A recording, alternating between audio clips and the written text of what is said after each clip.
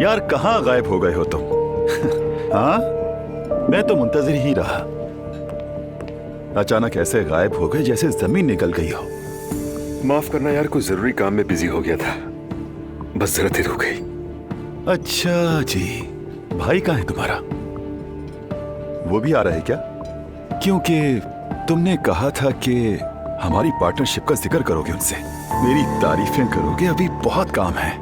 हाँ हाँ बिल्कुल ठीक कहा, बिल्कुल दुरुस्त।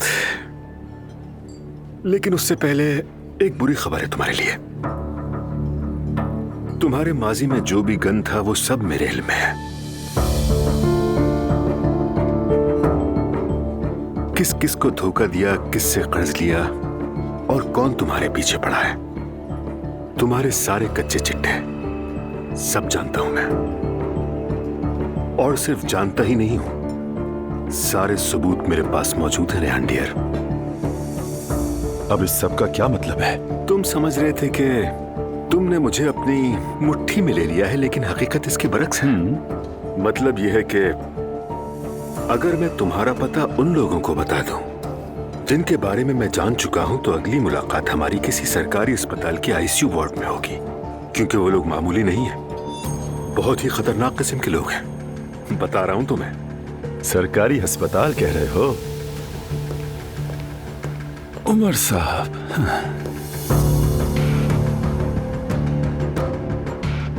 तो अब तुम मुझे धमकी दोगे?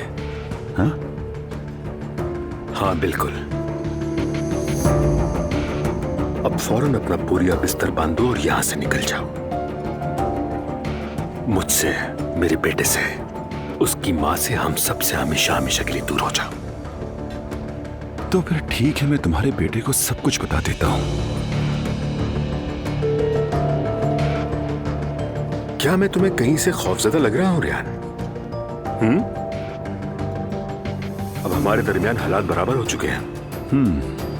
तुम मेरे बारे में एक राज जानते हो और मैं तुम्हारे बारे में। फैसला तुम्हारा है, चाहो तो सब कुछ बोल दो या फिर हमेशा के लिए चुप हो जाओ। क्या ख्याल है?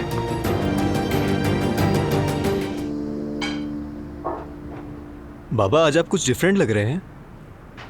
क्या मतलब? मतलब तो पता नहीं, सुबह आप थोड़े टेंस लग रहे थे और अभी आप काफी रिलैक्स लग रहे हैं। कोई खास बात है क्या? क्या हुआ? अभी तो तुम बहुत बोल रहे थे, अब अचानक से तुम्हें सांप क्यों सूंघ गया रेहान? क्या चाहते हो, साफ साफ कहो। रेहान, तुम अक्लमंद आदमी हो और मेरी राय में यह सवाल बिल्कुल बचकाना है।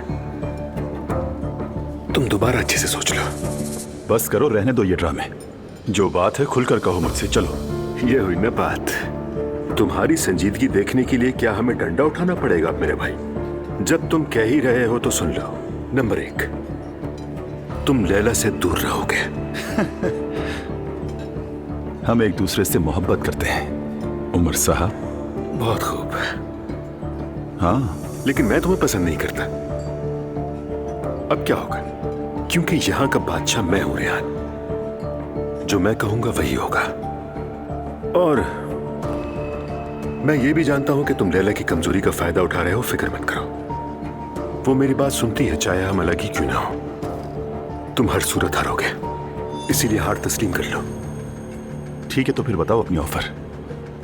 पैसों के लिए लोगों को इस हाल में देखना बहुत तकलीफदेह होता है, बहुत ज्यादा। समझता हूं, अगर मुझे मालूम होता कि तुम्हारा मसला पैसा है तो मैं पहले ही दे देता, और वो मैं अब भी दे सकता हूं। फिर चाहे तुम उन पैसों को कहीं भी इस्तेमाल करो, होटल खोलो, इन्वेस्टमेंट करो, वो तुम्हारी मर्जी, कोई नहीं रोकेगा तुम्हें। लेकिन उसकी एवज एक शर्त है मेरी, तुम हमारी जिंदगियों से निकल जाओगे और जो पावर ऑफ अटॉर्नी तुमने लैला से ली है वो उसे वापस करोगे। ये तो नाइंसाफी की बात हुई उमर साहब।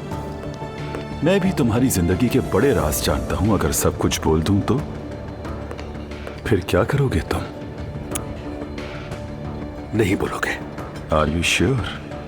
क्योंकि मैं जानता हूं कि तुम एक होशियार आदमी हो और तुम जानते हो कि अगर तुमने कुछ बोला तो उसका अंजाम क्या होगा। उस अंजाम से डरोगे तुम। अच्छा ठीक है, क्या तुम मुझे होटल खरीदने जितना पैसा दोगे उमर साहब? बिल्कुल, बस अगर तुम हमारी जिंदगी से गायब हो जाओ। चलो फिर ठीक है, इट्स अ डील।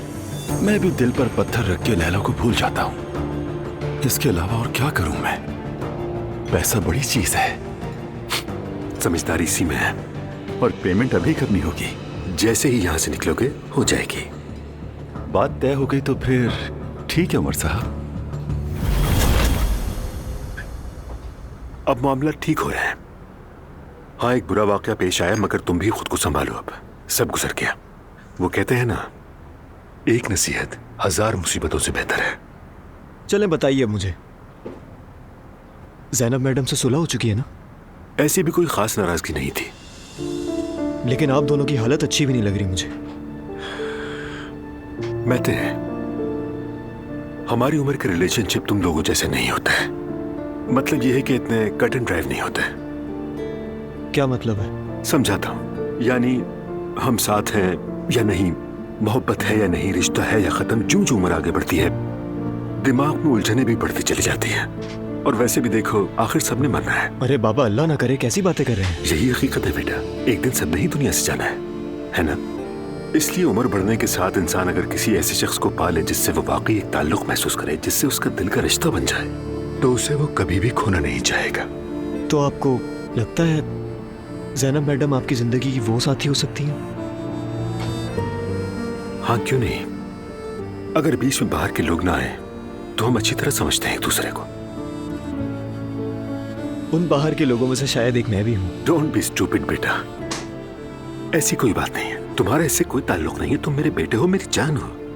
मैं तो दोनों खानदानों के फर्क की बात कर रहा था। तुम कहाँ ले गए बात को? बाबा, आपको जिससे खुशी मिले आप वही करें। मेरे लिए बस यही अहम है। मेरा ख्याल नहीं बदलेगा।